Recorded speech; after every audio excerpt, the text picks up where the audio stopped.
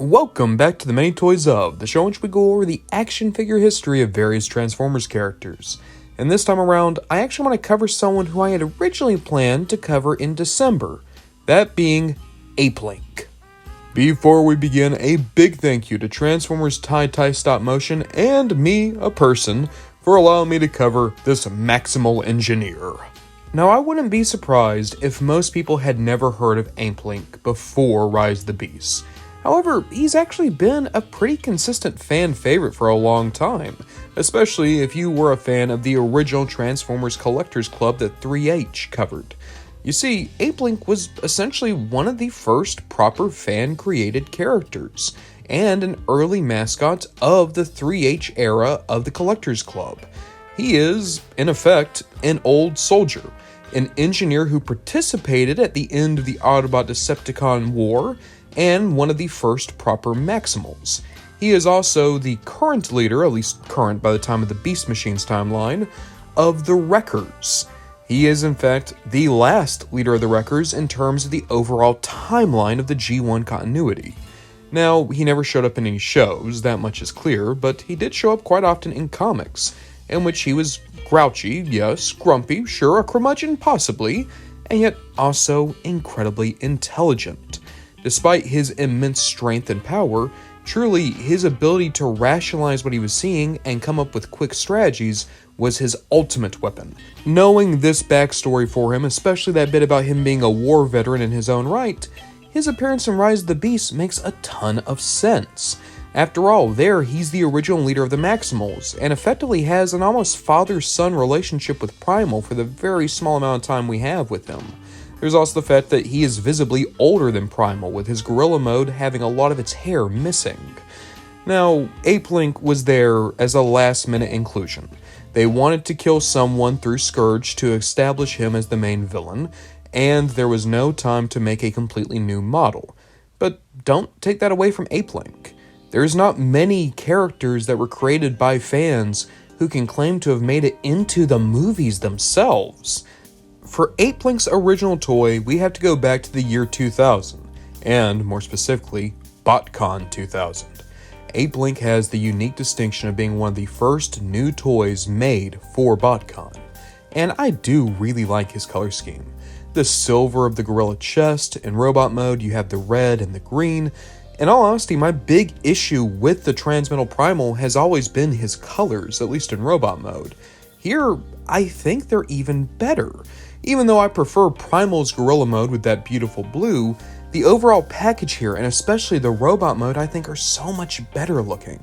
It helps that he came with a good comic, and people loved Shockrat, the guy he was going up against. Both of them were limited to 1,200 pieces. Only 1,200 Apelinqs exist in the wild, and that's assuming all of them even survive nowadays. There's no telling how many of them have been lost to time.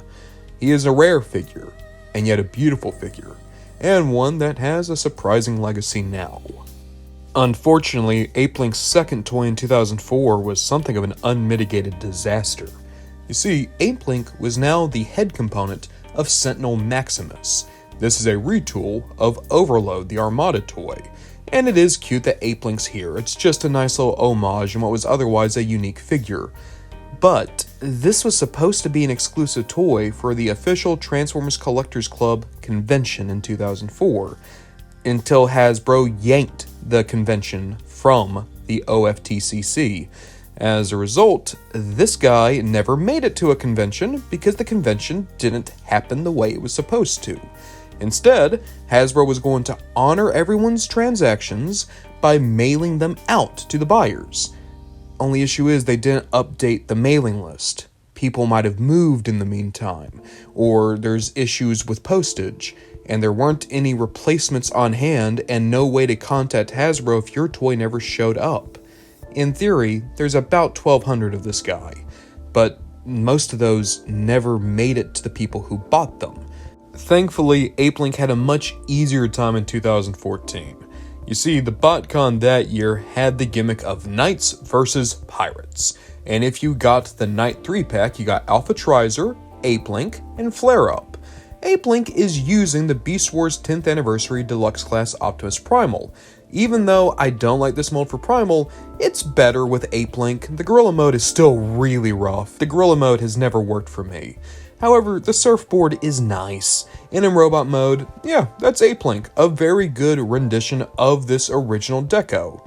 Even though I don't think this is the most impressive Apelinq, and it's definitely not the most important Apelinq, it was still a solid enough version of the guy, and it was a nice little continuation. After 3 separate ownerships of the convention, and multiple Botcons in between, it was kinda cool to see that Apelinq was still one of these perennial characters of the club, someone who would always have a spot at the table. This same Apelinq would be available 1 year later in the Botcon Legacy Collection multi-pack, alongside Flare-Up, Shockrat, and Flame War. Of course, just 1 year later in 2016 was when the Botcon convention ended, and there was no more Collectors Club. Over the years, the club had made many exclusive characters that were generally beloved by the fandom. Just going over the basic hits, you got Shadow Striker, Nacelle, Apelinq of course. However, many of them weren't going to be making a comeback anytime soon. Shadow Striker was the lucky one here. They got to be a major character in Cyberverse. But the vast majority of these characters were going to be lucky to get repaints going forward.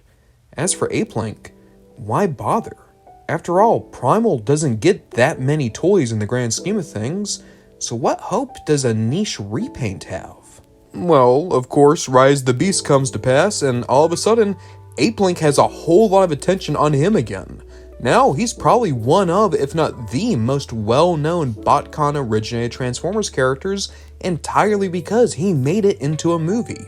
He's someone that people generally remember because the opening scene was very well done, and he's crucial to understanding Primal and Airraiser, the other Maximals in their storyline.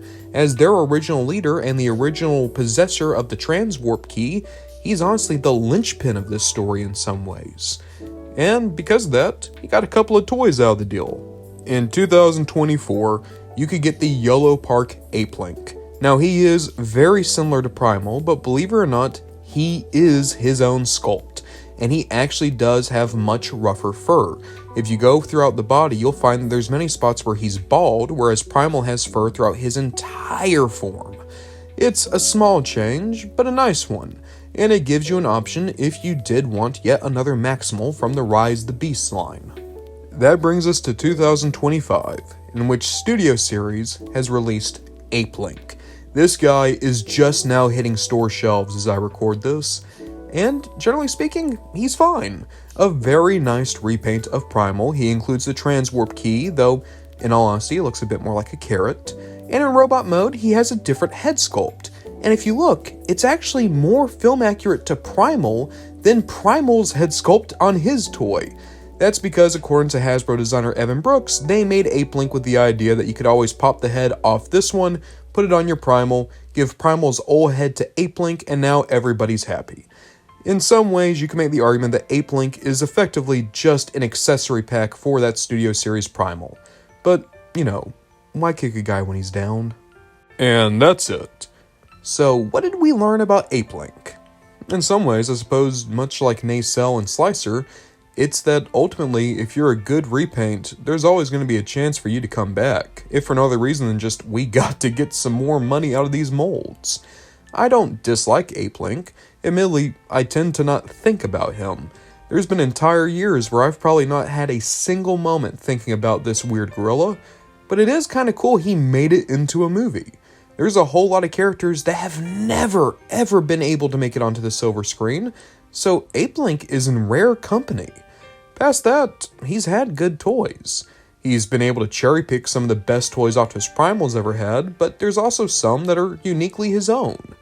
At the end of the day, I'm honestly just kind of impressed that Apelinq has been able to carve a niche for himself. I thought that this was a character who was going to die with the Collectors Club, and instead, there's a chance that Apelinq might stick around for a little bit longer. But guys, I'll ask you, which was your favorite Apelinq? And is there an Apelinq you're trying to track down right now? Now, we have a lot of characters to go over, but we're going to go over each and every one of them very soon, you got my word. As for next week, I'm planning on looking at Buzzsaw, finally looking at some of the Cassetticons. And past that, I'm hoping that we're going to be talking about Wheeljack by the end of January, and then the 6,000 subscriber special will come out sometime in February. Until that happens, guys, thank you so much for watching, and we'll see what we get up to next time.